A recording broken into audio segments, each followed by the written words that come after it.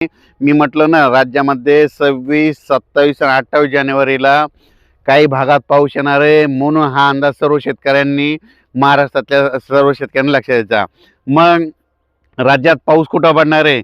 राज्यात 26 जानेवारी 2026ला राज्यामध्ये सोलापूर जिल्हा, अक्कलकोट, त्याच्यानंतर जत, सांगली, पंढरपूर, कोल्हापूर, सातारा, त्याच्यानंतर कोकणपट्टी, त्याच्यानंतर धाराशिव जिल्हा, लातूर जिल्हा, बीड जिल्हा, त्याच्यानंतर कर्जत, जामखेड, कडा, आष्टी, अहिल्यानगर, त्याच्यानंतर पुणे, इकडं जुन्नर, इकडं हे पट्टा असत, नाशिक, उत्तर महाराष्ट्राकडे असा, म्हणजे 26 तारखेला संध्याकाळी मध्यरात्रीच्याला पावसाला सुरुवात होणार आहे. म्हणून हा 26 जानेवारीचा सर्व शेतकऱ्यांनी लक्षात द्यायचा.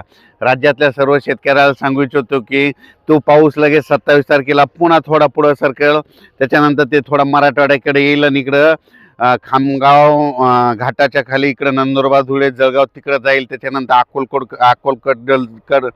अकोल्याकडे जाईल, शेगावकडे जाईल, आणि तसा तो पाऊस इकडं पूर्व विदर्भाकडं 28 तारखेला जाईल. पण हे पाऊस सगळीकडे जास्त सर्व जोर नाही पडणार, फक्त काय होणार आहे, काही भागात पडणार आहे, पण पाऊस पडणार आहे. त्याच्यानंतर राज्यातल्या सर्व शेतकऱ्याला सांगू इच्छितो, जनता कांदा असं तुम्ही 26 जानेवारीच्या दुपारपर्यंत तुम्ही कांदा तुमचा झाकून ठेवा.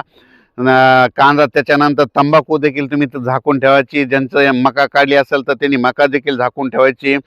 तूर शेतकऱ्यांना सांगू इच्छितो की तुम्ही तुमचं आणखीन 2-3 दिवस तुम्हाला शिल्लक आहे. 26 जानेवारीच्या दुपारपर्यंत वेळ आहे, तुम्ही तुरीचं खळं करून घ्या, नसता झाकून ठेवा म्हणून हा अंदाज लक्षात घ्या, नसता हार्वेस्टरनं काढून घ्या म्हणून हा अंदाज. कर्नाटकच्या शेतकऱ्यांनी, महाराष्ट्रातल्या शेतकऱ्यांनी हा अंदाज लक्षात घ्यायचा. कारण की राज्यात खराब वातावरण, मी म्हणलो होतो ना, जानेवारीच्या शेवटच्या आठवड्यात राज्यात खराब वातावरण होणार आहे. अगोदरच मी कल्पना दिली होती.